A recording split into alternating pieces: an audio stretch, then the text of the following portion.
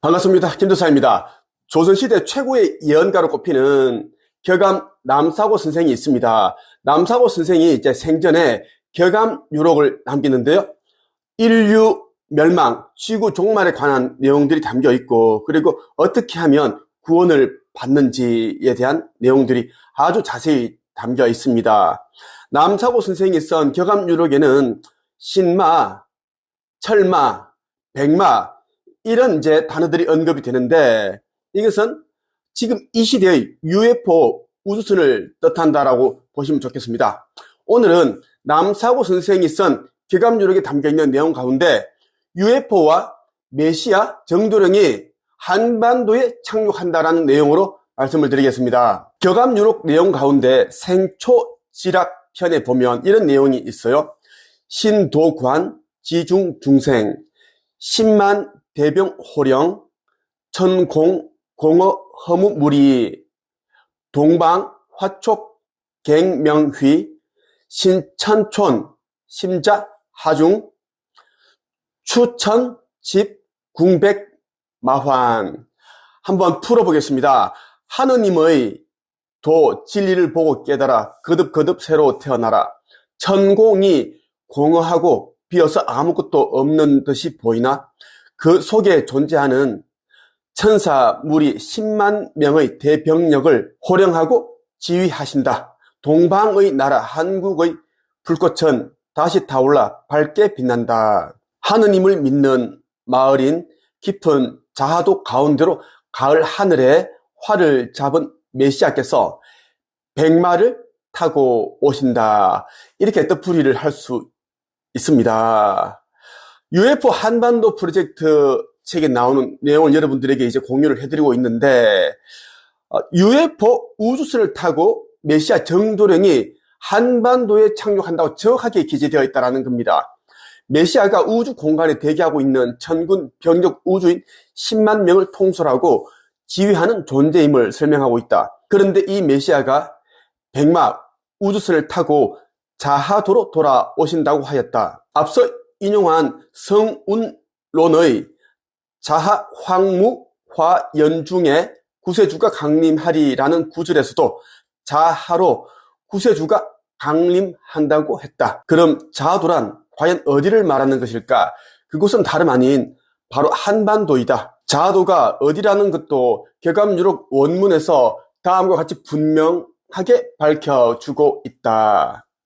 삼재 팔란 불입처 28수 공동회 자하선 중남 조선. 삼재 팔란이 들어오지 못하는 곳 우주의 28개 별자리의 기운이 공동으로 모이는 자하의 선경 한가운데가 남조선이다. 이렇게 볼 수 있습니다. 원래 자미성의 별빛이 내리비쳐 그 기운이 뭉쳐있는 곳을 자하도라고 한다. 동양 천문학에서 자미성은 북극 소웅좌의 자미원에 속하는 별로서 자미궁이라고 하는데 하늘의 천재가 거처하는 상징적인 곳으로 전해오고 있다.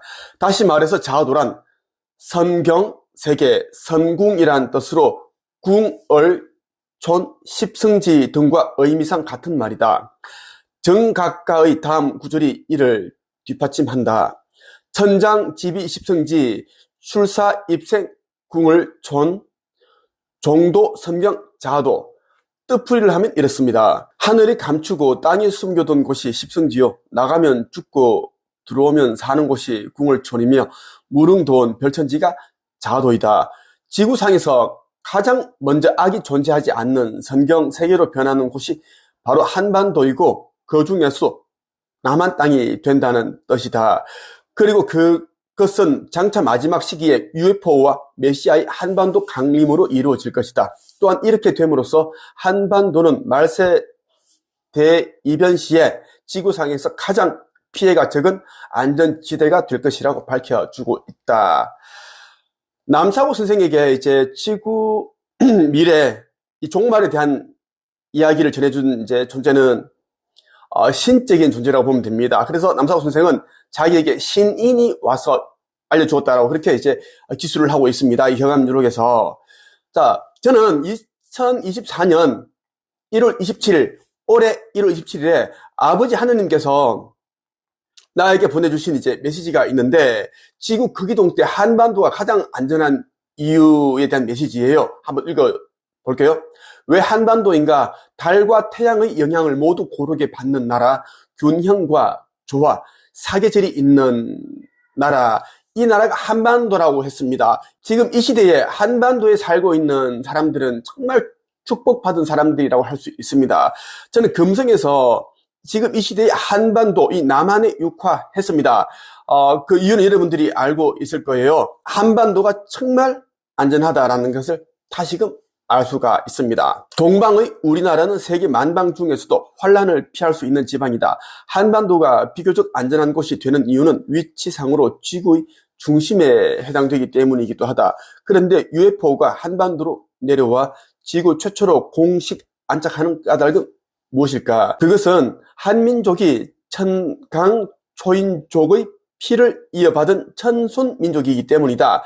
우주인, 그러니까 높은 차원에 있는 그런 존재의 피를 물려받은 후손이 우리 한민족이다라고 보면 됩니다. 그리고 이는 약 6,000년 전 한민족에게 일어났던 우주의 성자 환웅께서 하늘의 무리 3,000명을 이끌고 지상에 강림했었던 역사적 사건이 다시 이 땅에서 재현되는 것이다. 그리고 지구상에서 UFO를 불러내릴 수 있는 민족은 한민족밖에 없다. 얼마 전에 있었던 일입니다.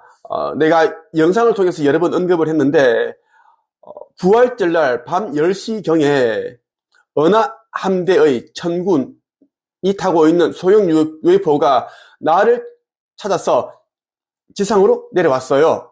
그것을 얘기를 했습니다. 천군의 키가 1m 20 정도 되는데, 몸에서는 이제 초록색 빛이 나고, 그렇게 해서 왔는데, 나를 찾고 있었다, 그렇게 하더라. 그날 이제 부활절이었습니다. 이 이야기가 여러분들이 무엇을 의미하는지 한번 생각을 해보면 좋겠고, UFO가 지상에 안착을 한다, 내린다, 그러면 가장 먼저 나를 찾아오게 될 것입니다. 그렇게 되어 있습니다. 경암유록 언비가에 보면 이런 내용이 있어요. 상제께서 동쪽 나라 한반도에 강림하신다. 미륵불이며 상제이며 정도령이다.